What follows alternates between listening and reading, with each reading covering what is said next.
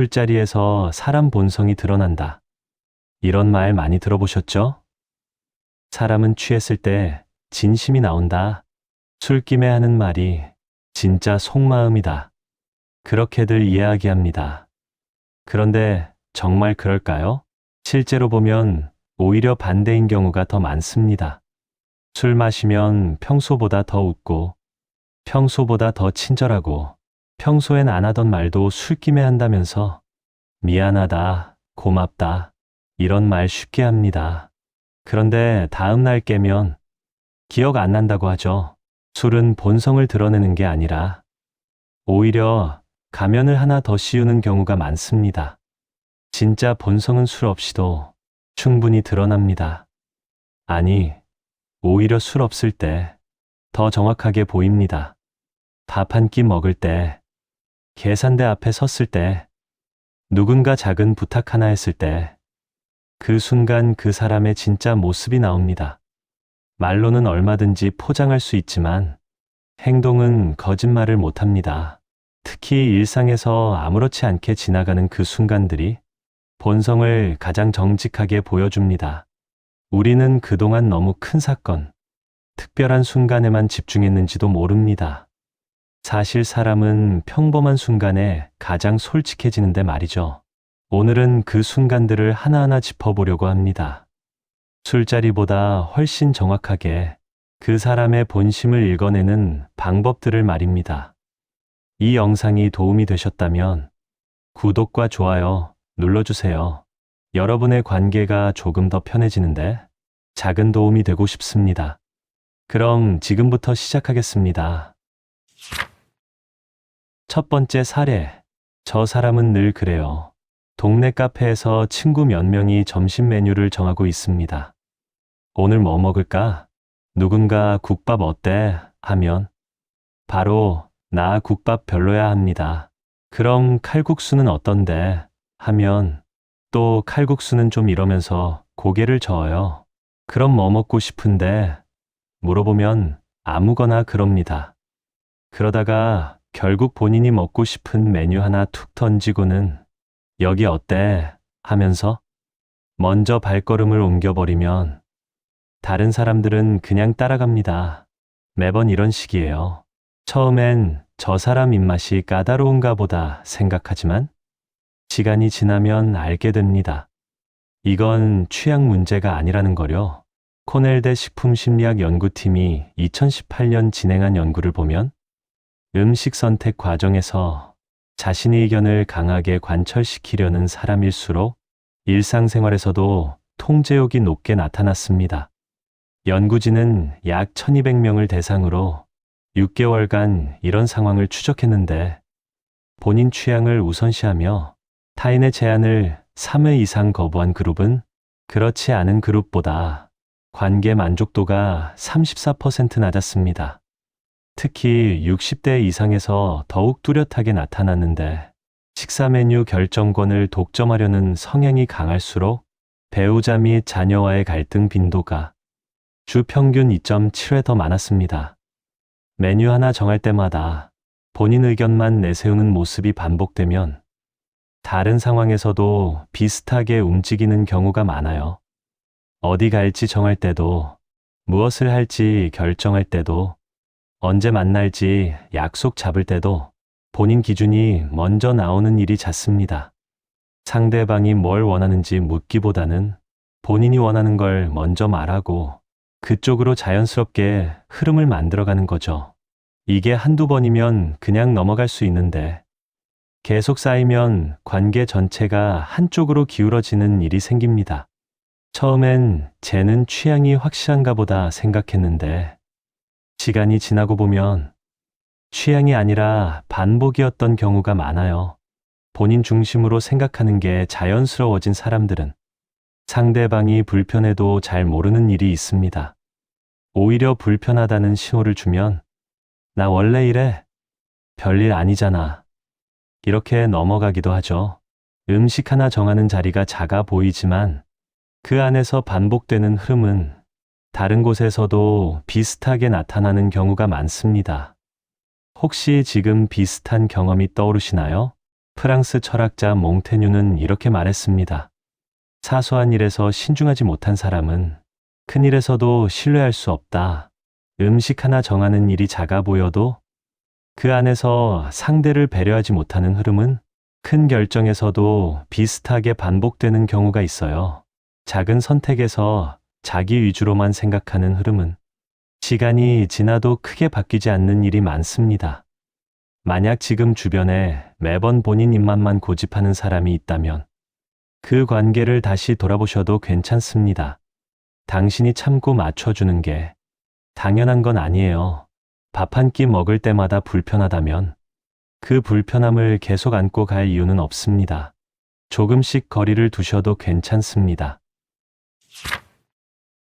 두 번째 사례, 예의는 선택이 아닌데 아파트 엘리베이터에서 같은 층에 사는 사람과 마주쳤습니다.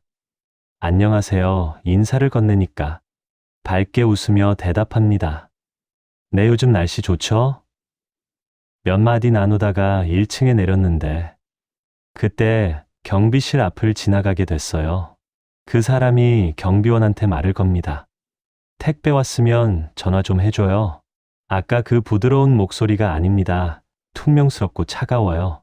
경비원이 네, 죄송합니다 하고 대답했는데도 뭔가 마음에 안 드는지 한 번 더 쏘아붙입니다. 아까 나한테 웃던 얼굴하고는 완전히 달라요. 그러다가 주차장에서 아는 사람을 또 만나자 표정이 다시 바뀝니다. 어머, 사모님 오랜만이에요. 목소리가 또 부드러워지고 웃음도 나오죠. 같은 사람인데 누구를 대하느냐에 따라 완전히 다른 모습이 나옵니다.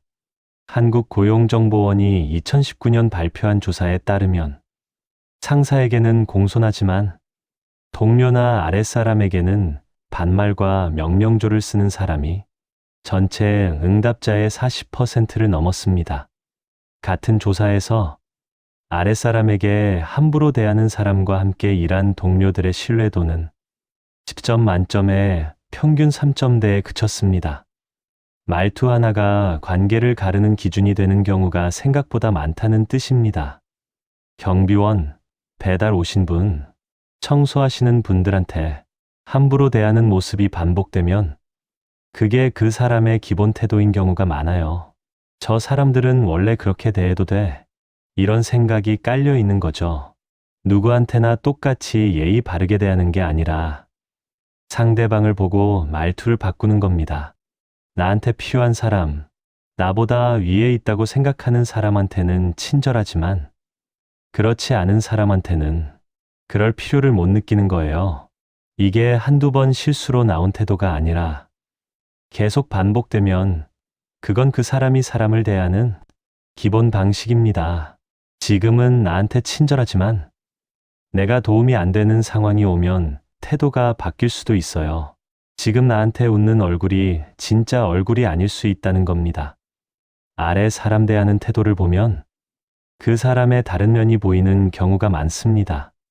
독일 철학자 쇼펜하우어는 이렇게 말했습니다. 예의란 사람의 본성을 숨기는 가면이 아니라 본성을 드러내는 창문이다.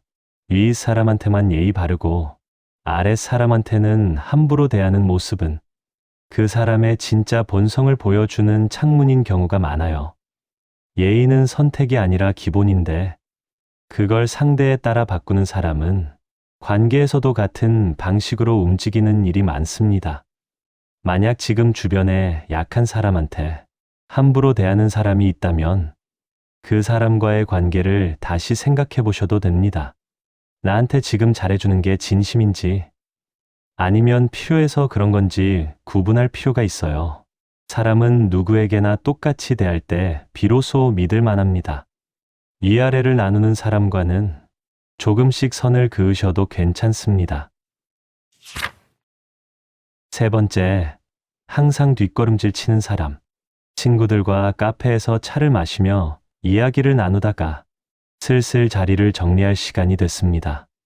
그런데 계산할 타이밍이 오니까 묘한 분위기가 됩니다. 한 사람은 먼저 일어나서 화장실 간다고 하고 다른 한 사람은 갑자기 핸드폰을 꺼내서 뭔가 확인하기 시작해요. 계산대 앞에 서 있는 사람만 어색하게 서 있습니다. 아, 내가 낼게요.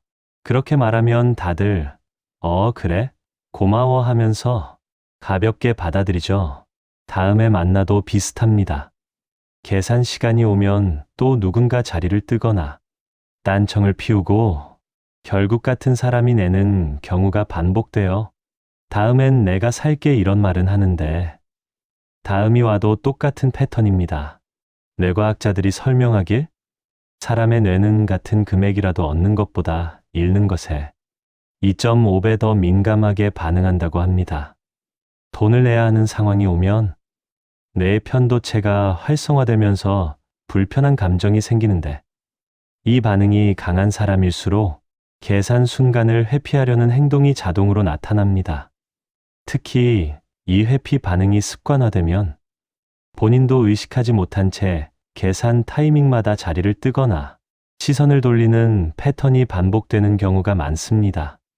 계산대 앞에서 자꾸 뒷걸음질 치는 모습이 반복되면 그게 그 사람의 기본 습관인 경우가 많아요. 다음에 내가 낼게. 이 말이 진심이 아니라 그냥 넘어가려는 말인 거죠. 돈 문제는 정말 솔직합니다. 입으로는 뭐라 해도 지갑 여는 순간에는 진짜 마음이 나와요. 내가 내는 게 아깝다고 생각하는 사람은 계산 타이밍이 오면 자연스럽게 회피하는 동작이 나옵니다. 화장실 가거나 전화 온 척하거나 갑자기 급한 일이 생기거나 이게 한두 번이면 그럴 수도 있다고 생각하지만 계속되면 본성이 보입니다. 관계에서 손해보기 싫어하는 마음이 깔려 있으면 돈뿐만 아니라 다른 것도 비슷하게 움직이는 경우가 많아요. 시간, 수고, 배려, 이런 것들도 계산하듯 따지는 거죠.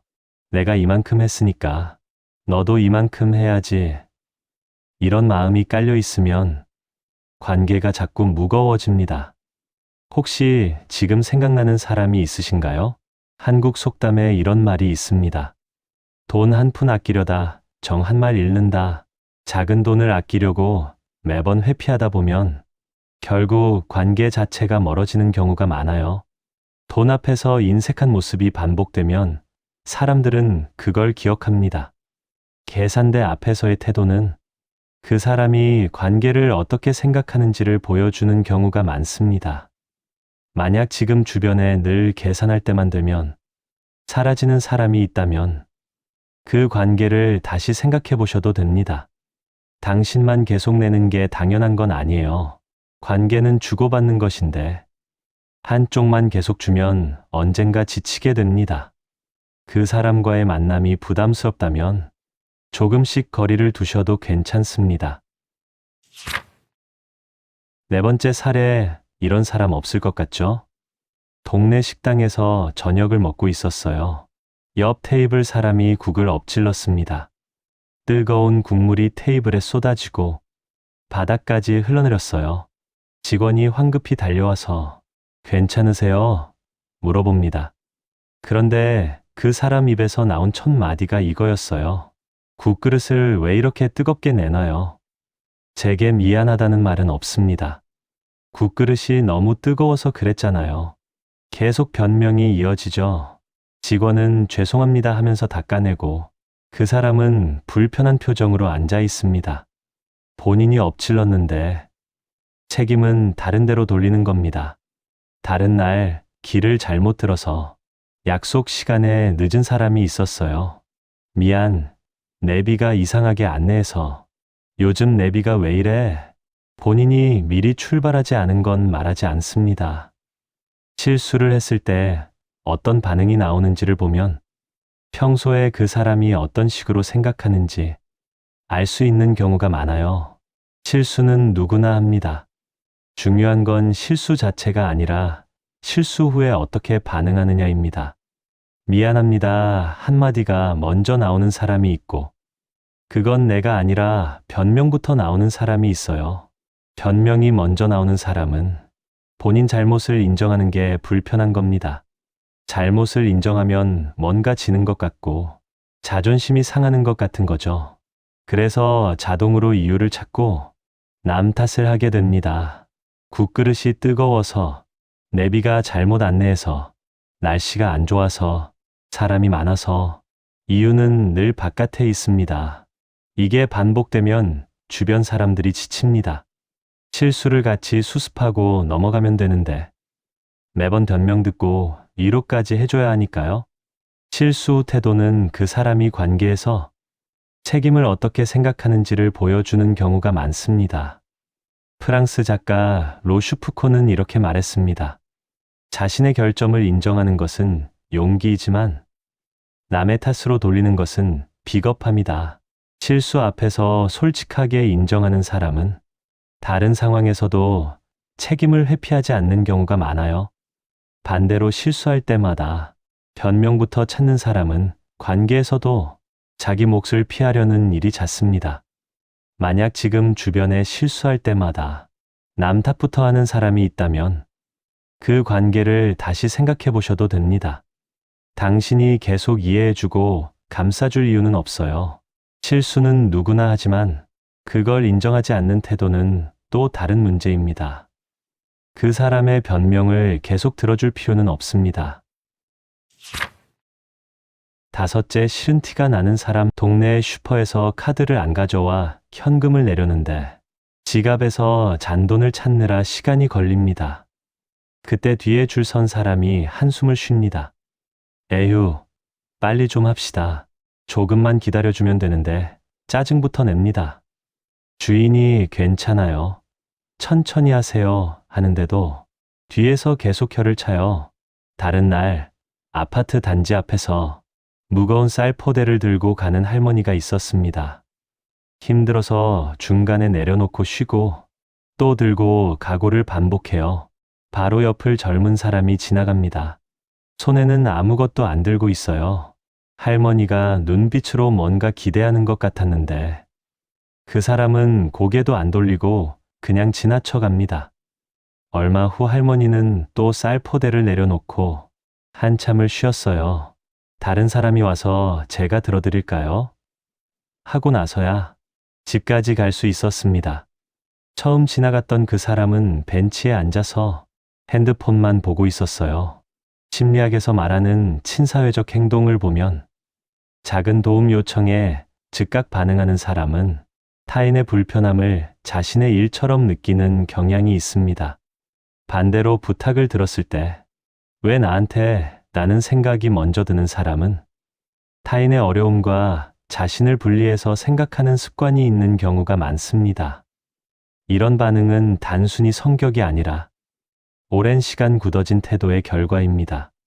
작은 부탁 하나에 어떻게 반응하는지를 보면 그 사람이 평소에 타인을 어떻게 대하는지 보이는 경우가 많습니다.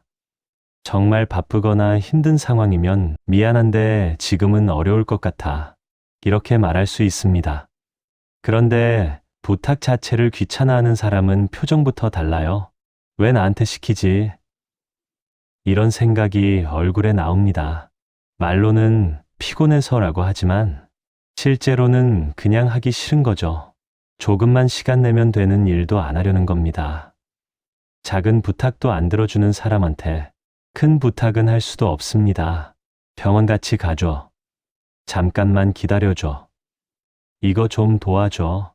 이런 사소한 일에도 싫은 기색이 나오면 정말 급할 때는 더 기대하기 어렵습니다. 관계는 작은 도움들이 쌓여서 만들어지는 건데 그 작은 것들조차 나누지 않으려는 사람과는 관계가 깊어지기 어려워요. 나는 바쁘니까. 나는 내일도 벅차니까. 이런 마음이 깔려 있으면 상대방이 불편해도 잘 안 보입니다. 부탁을 들어주는 게 손해라고 생각하는 거죠.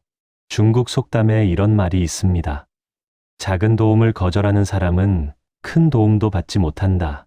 작은 부탁에 인색한 사람은 본인이 어려울 때도 주변에 도움 청하기 어려운 경우가 많아요.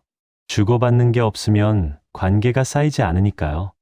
부탁 하나에 어떻게 반응하는지가 그 사람의 관계 방식을 보여주는 경우가 많습니다. 만약 지금 주변에 작은 부탁도 늘 거절하는 사람이 있다면 그 관계를 다시 생각해 보셔도 됩니다. 당신이 계속 이해하고 양보할 이유는 없어요. 관계는 서로 도우며 가는 건데 한쪽만 배려하면 언젠가 지칩니다. 그 사람한테 기대하지 않으셔도 괜찮습니다. 여섯째 사례, 늦는 사람은 늘 늦어요. 친구와 2시에 만나기로 했어요. 10분 전에 도착해서 기다리고 있는데 2시가 넘었습니다. 2시 10분쯤 전화가 옵니다. 미안, 10분 정도 늦을 것 같아. 그렇게 말하고는 30분이 지나서 나타납니다. 미안해, 길이 막혀서. 사과는 하는데 표정은 그렇게 미안해 보이지 않아요. 밥이라도 빨리 먹자. 그러고는 금방 잊어버립니다. 다음에 또 만나자고 해도 똑같습니다.